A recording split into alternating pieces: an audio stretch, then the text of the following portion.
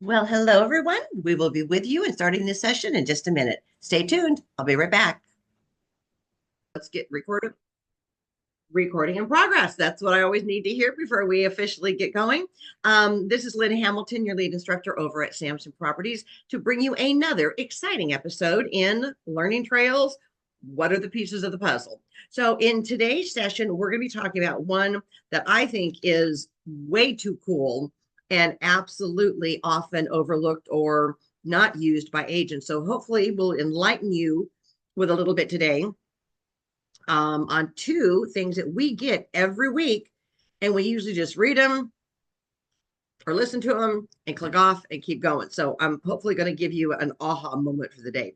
All right. So the first one is we're going to talk about is the contract trends.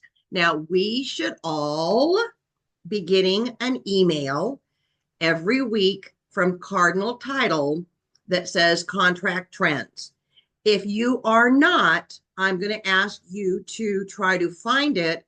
And again, check your junk, check your spam.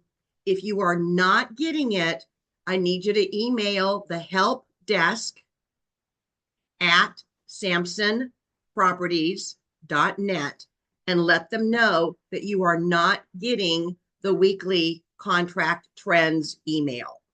So I'm going to do a screen share. Let's see if I can do this. Shared. We got it. Okay. Are all of you seeing the Cardinal Title Group contract trends screen? I'm getting thumbs up. Perfect. Okay. So this is, again, this is how the email is going to come in. It's going to be from Cardinal Title. And it's going to say, see what's trending. And it gives the week. Okay. The beauty of this is, let me kind of give you a quick backstory on this. Every week, and I don't know exactly who does it, but they sit down and they look at every contract, obviously, that is coming through Cardinal Title from our agents. What they do is they compile this information and put it in this email.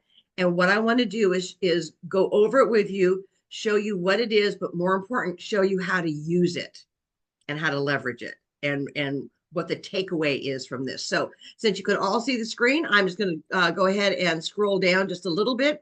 Obviously, the first one that pops up is 169 contracts that they reviewed. And again, it shows the week because these are weekly. So it is fresh, it is current, it is last week, and it's not, 30, 60, 90 days later. So this one shows that the price, for a little bit about pricing, whether it came in at list, less than list, or higher than list. As you can see, we are still trending, and that's a great word for you to use. We are still trending in all of our footprints. The bulk of contracts are going above list price. Let's pause. How can you use that to your advantage when you are, and frankly, I would, before I go do a buyer consultation or a seller consultation, I would go into the last week of these, the most current one, and print this out. Part of our job is to educate the consumer on how the business of real estate works. This is a great tool in which to show them. You show them, you don't just tell them. It's a game of show and tell. And when you're able to pull the stats and have it in black and white in front of them, you have just exploded your credibility and your knowledge. So that is step number one. So again, this is showing what's happening. So if you've got a buyer that wants to come in at below price, okay, so a few of them are coming through, but they need to understand that's not what the market trend is so much. So they may get bounced out and not get their offer accepted. All right, the next field down is days on market.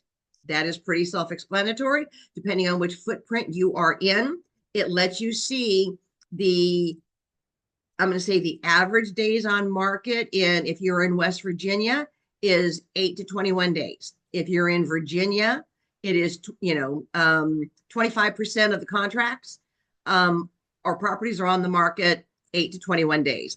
0 to 7 is the blue, and that lets you see where that and those numbers are. Okay. What tells them is when you hit the market, you better be prepared to hit the ground running and literally have the house ready to go.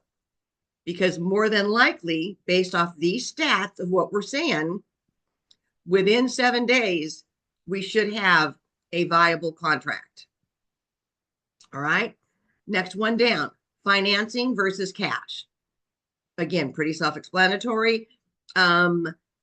Virginia, 8% are buying cash, 92% are financing. So you got your DC or your Maryland, DC footprint, as well as the West Virginia. The next one down is seller subsidy. As you can see in West Virginia, it's 57%. Yes, they're asking for seller subsidies. Virginia, it's only 25%.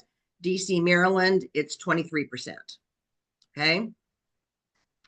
Financing contingencies. Again, the black is no, they're not asking for any financial contingencies or financing contingencies. I think that goes along with paying cash as well. The next one down is appraisal contingency.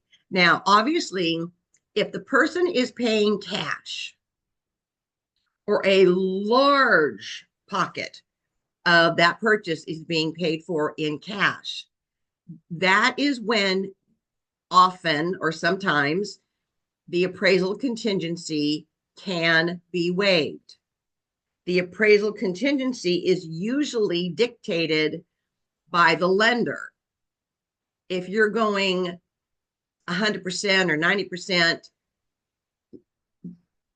the amount being funded by a lender, they want to know, because what they're looking at is if the person gets in the property and does not make a payment, am I able to get my money back if that house has to go through foreclosure and to be resold? So that's kind of the lender's mindset. That is why if they require contingency or appraisal, usually we can't buck that. All right.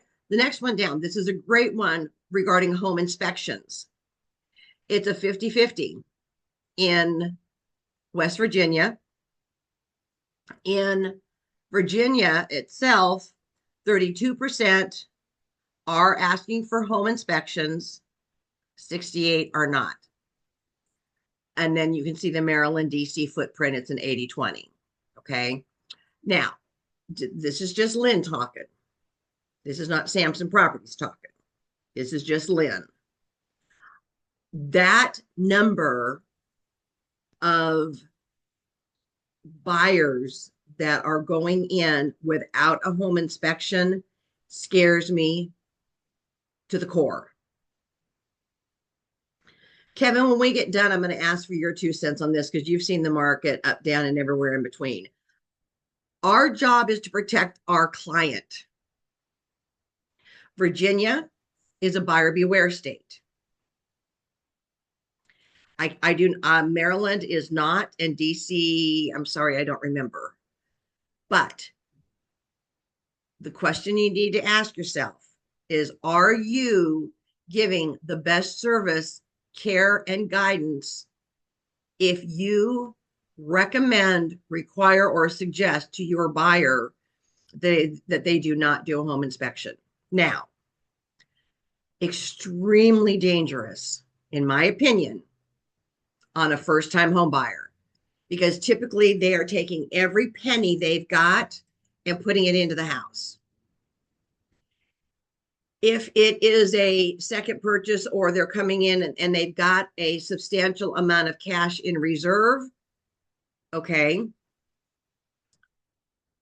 the buyer may want to or choose to, after being well advised, they may opt to not have a home inspection done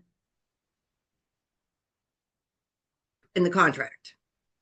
as an agent, my personal opinion, I would tell them, okay, since you really don't know what you are buying in terms of are there any deferred maintenance things that are happening, I would feel much more comfortable advising you after you take ownership, have a home inspection done.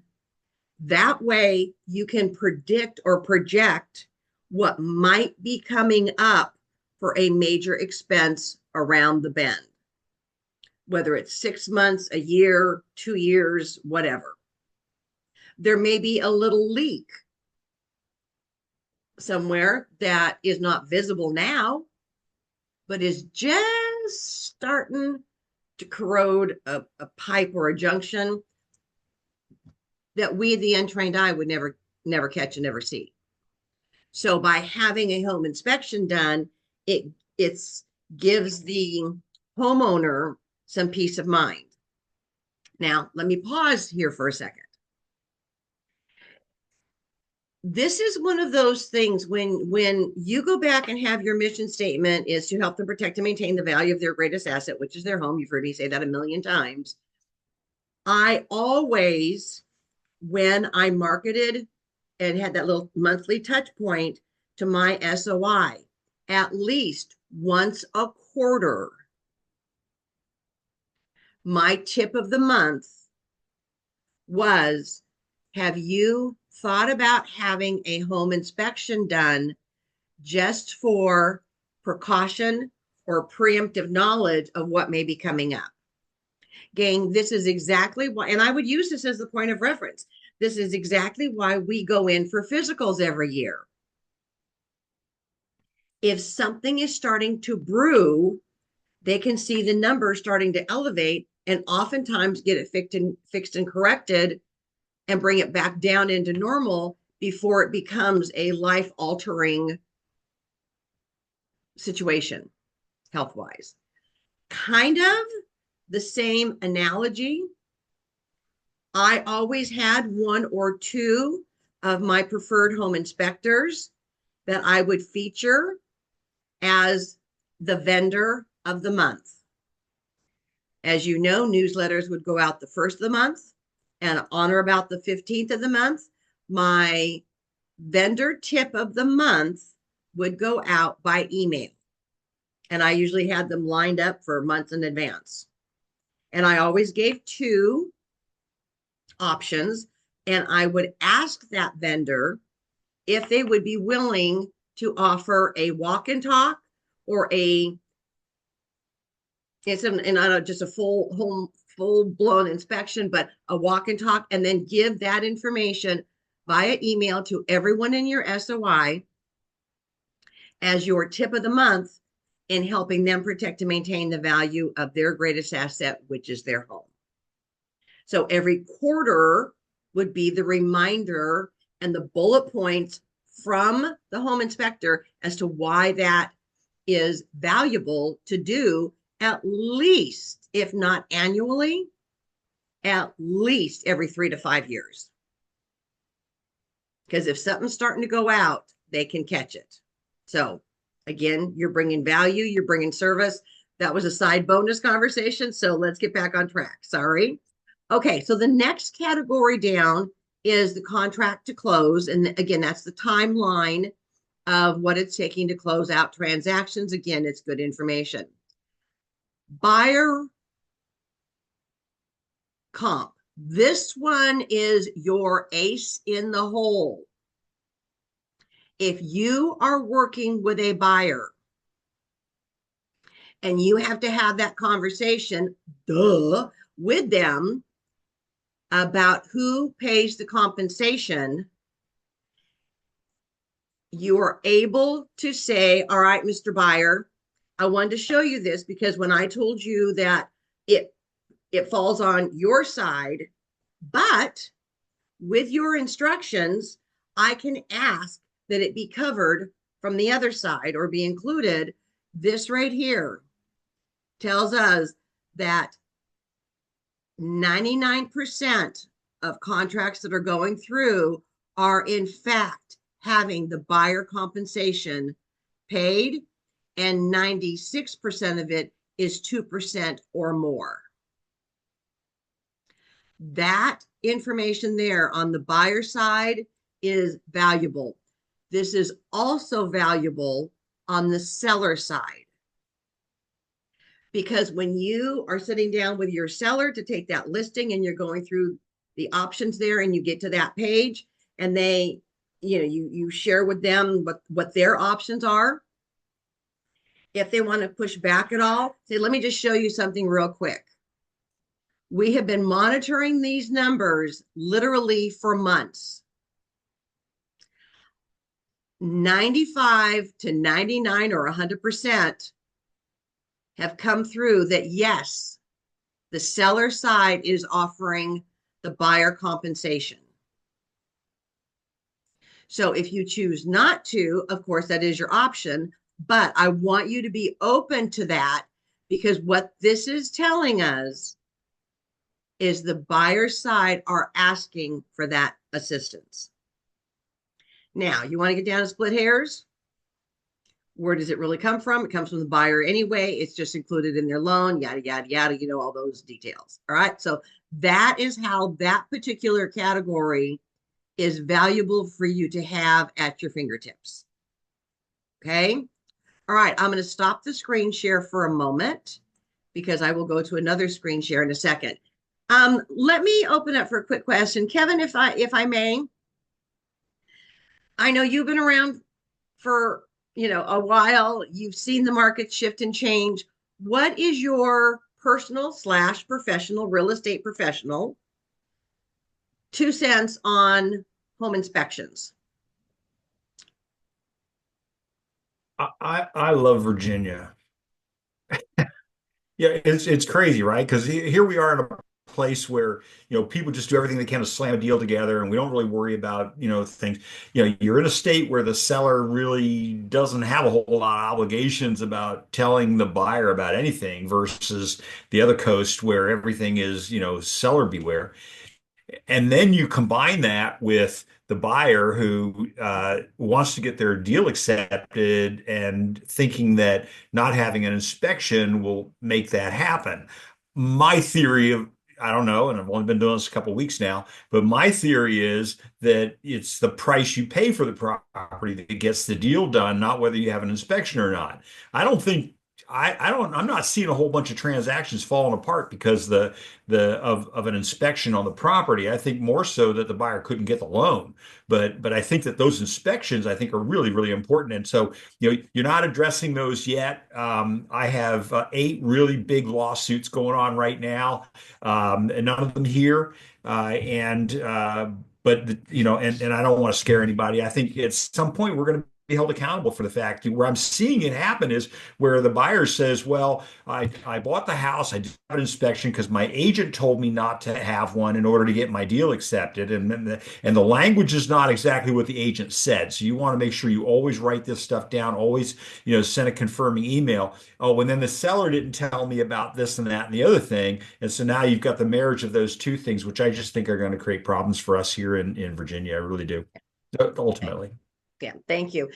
And again, for those who are new on the call, Kevin is an old friend from California. I used to do several of his classes, and so he's a fountain of knowledge. He's also a JD, which stands for juvenile delinquent, or Juris Doctorate, one of the two. So Kevin is often brought in as a professional witness. Well, that's why his reference to, because I see some new people on this call, that he's involved to testify in 7, 8 lawsuits right now. And some of those, again, what happens, it's real easy for you to say, oh, well, that happens in California, that happens on the West Coast. But what starts on the West Coast merges and travels back here to this one. And for years, he has said, gang, I'm your advance warning. I'm your, because what happens there sweeps the country. And so just because we may not be seeing it yet here in its full blown explosion doesn't mean that it doesn't happen and that it can't happen. So again, we're just trying to kind of give you the best wraparound scenario. Okay, so Greg, I see you got your hand popped up. What, you got a question? Yeah, because we were talking about buyer compensation or buyer broker compensation. As I understand it, if the seller pays that, it can be rolled into the loan, into the buyer's loan. But if the buyer pays it, it can't be rolled into the loan. Is that the way you understand it? Because that's an important thing. I'm thinking that's an important thing to talk to sellers about, is that it's going to scare off those buyers because they can't put that cost on the loan. I'm going to say yes, no. So if the when the it's always been the follow the money. So the question's always been who pays and who has in the past paid for the compensations on both sides. It's always been the buyer because that's where the money comes in from. So the buyer gets the loan for the amount. They come to the table and they say, okay, we're going to offer this amount. And once this amount has been agreed upon and it settles and the money comes in, the title company or the escrow company takes the buyer's money and starts dividing it up. So a portion of it goes to the seller brokerage for compensation, to also to the seller's agent. A portion of it comes back around to the buyer's, or excuse me, yeah, the buyer's brokerage and the buyer's agent, seller's brokerage, seller's agent. And then the balance goes to the homeowner to pay off their current loan. And the balance is what um, their cash in hand is. Okay. So, and I know with these new regulations that have popped up this last year, I know that with the lenders, they realize that not every, for especially first time home buyer, has that kind of funds in addition to all the closing costs that are needed. So this is why on the buyer side, we taught this in the buyer consultation, is you can come forward and include it in the offer and ask for that compensation to come back to the buyer's side to cover the brokerage fees slash then the agent's fee. Okay. So, but I know that loan packages change quite frequently. And I know that that industry has been working rapidly to make sure they're able to still provide a full package, if you will, to any buyer, especially first time home buyers it's going to get, hit the most. But there are still transactions going through. And as you can see from that chart, 95 to almost 100%, I'm going to say 95 to 99%, week after week after week after week, the buyer side is asking the seller to compensate back and they're approving it. So it's kind of a zoop up and around, but it is working. So, but that is what that information and that graph that comes out in the email every week is going to help you look at, and is going to help you monitor as well what's going on in your particular footprint. And if you're doing a lot of business regularly, I would just print them out and keep them, in a folder. That way, if your client needs to see, again, you're not just telling them and giving them numbers and percentage and anything else. You're actually able to show them in cold hard facts that this is what we are seeing because this is what we're tracking. So this is what is trending in the industry. Okay, so I hope that helps. Okay, let me go on to the next thing that I want to share with you. So let me go back to a screen share. Let me go back to, hold on, please. I think I can do it from this screen. Hold on. All right. Is everyone able to see my Cardinal Nest screen with the weekend update on it? I'm getting thumbs up. Excellent. Okay.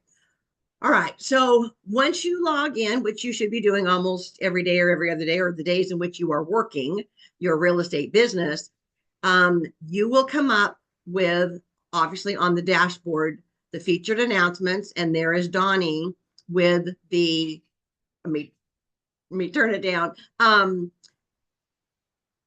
The market or the weekend update. All right. So it's usually about 15 minutes, 10 to 15-ish in time frame. The question is, how do I use that information? So I'm going to go back and let it start again. Sorry, it's going to be playing its noise. Let me put this on mute, but let me go ahead and fast forward it through a little bit. Whoops. Why did that want to do that?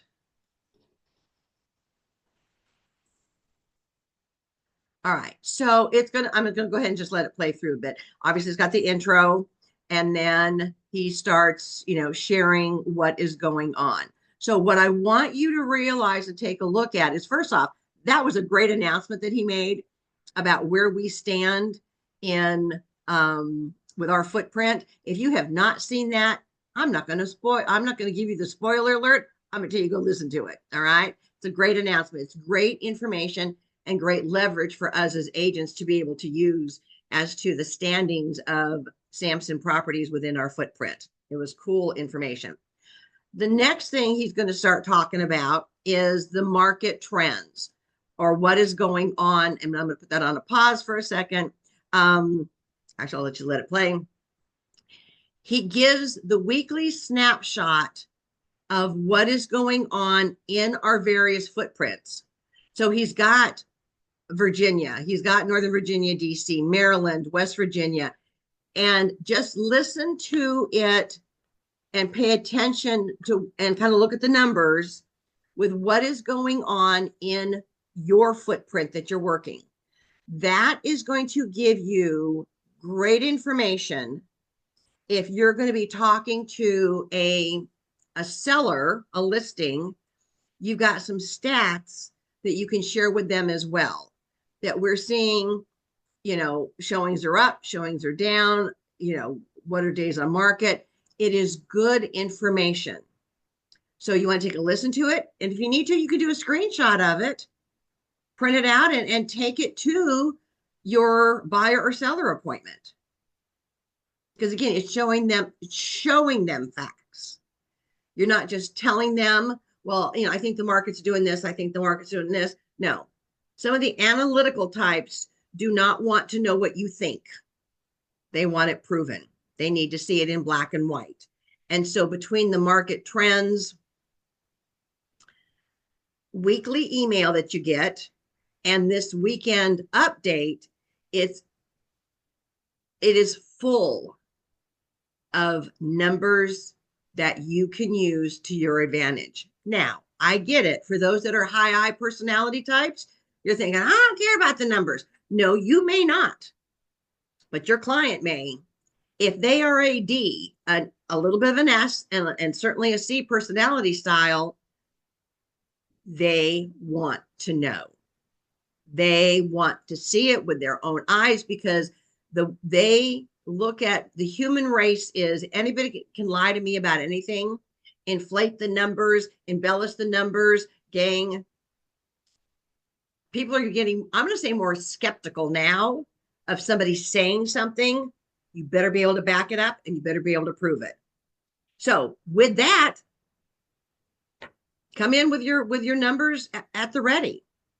So between, again, that contract trends and this Friday update, you've got all the additional data that you need to present to someone and have it available. Now, how else can you use that?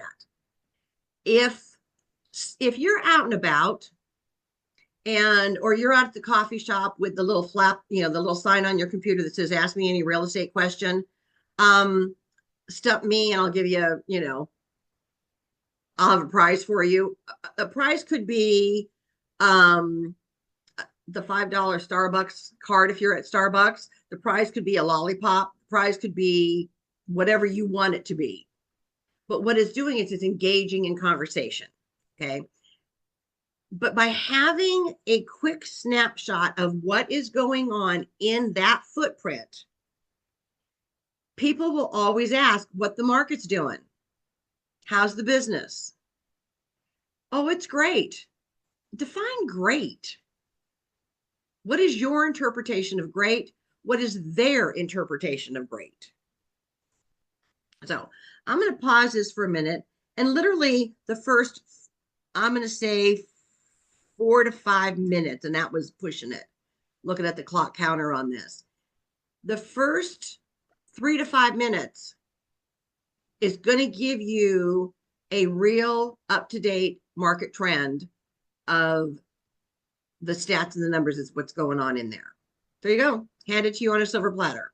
So if somebody says, how's the market? You say, you know what? We're actually seeing, based off our last report, which was last week, we're seeing a 21% increase in showings. Does that make you sound like a pro and that you know what's going on? Or does it make you sound like a pro going, oh, I don't know, I haven't looked in a while? Think about it. Okay, I'm going to go ahead and stop the screen share. So we are back. Again, these are two valuable tools. If you are not getting from Cardinal Title, the email, and let me go back and look real quick. What day does it come out? It came out on, it usually comes out on Tuesday for the previous week. So if you are not getting that email in, check your junk, check your spam.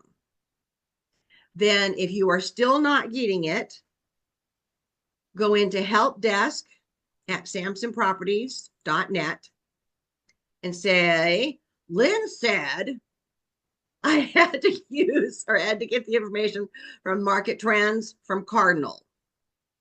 I've checked my email. I've checked my spam. It is not coming through. Can you double check and make sure that we've got a correct email in the roster? They can do that. Now, if by chance you have opted out, we may need to tap dance to get you back in. Okay.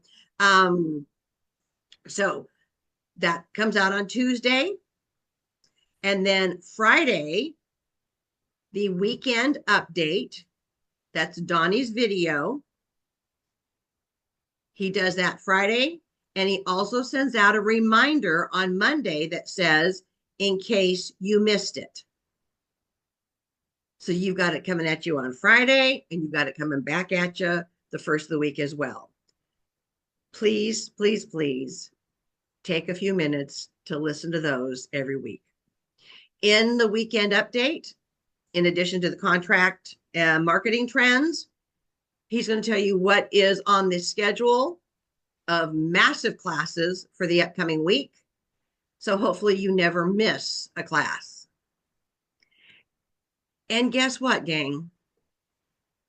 Our way to communicate with all of you, and I know I'm preaching to the choir right now, our way to communicate to our agents is via email. There is no way that we as staff have the ability to make 5,000 phone calls every week. So we are going to ask you to meet us halfway.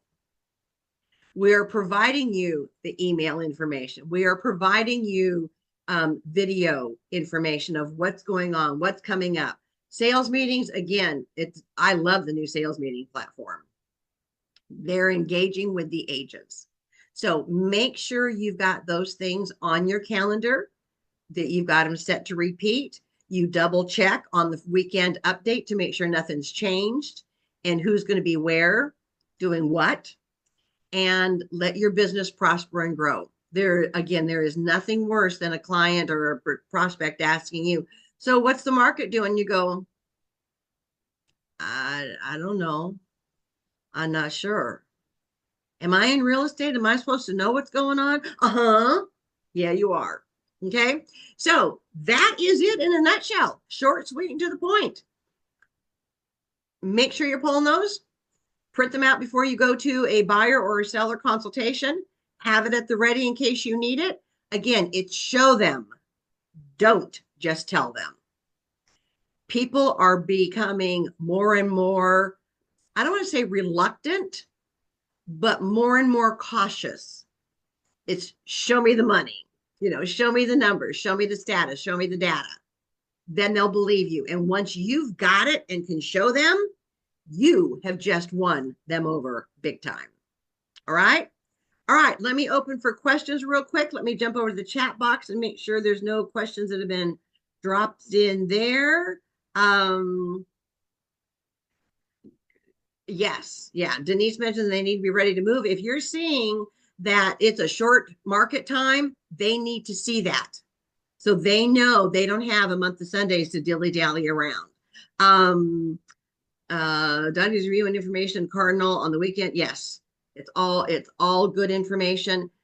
Again, we're trying to make sure that our agents are the best that are out there, and that we are making sure that we're doing everything in our power to make sure they're getting the information, the tools, and how to use them to better themselves, to make themselves come across more confident, more knowledgeable, and slay the world out there. All right, my friends, that is what I've got for you today on turning those contract trends and market updates into valuable information for you to share and share with your clientele. There you have it. All right, this is going to wrap up this session. If you have any questions, you're welcome to stay on. I'm going to stop the recorder here in just a second. And thank you, Denise. I appreciate that. Kevin, stay on with me for a quick minute. I have something I want to share with you, if I may. And it's nothing private. So if anybody else wants to stay on, they can. I'm going to stop the recording. You guys be wonderful, be awesome. And again, I don't care what you know. I want to know what you're doing with what you know. Check those out.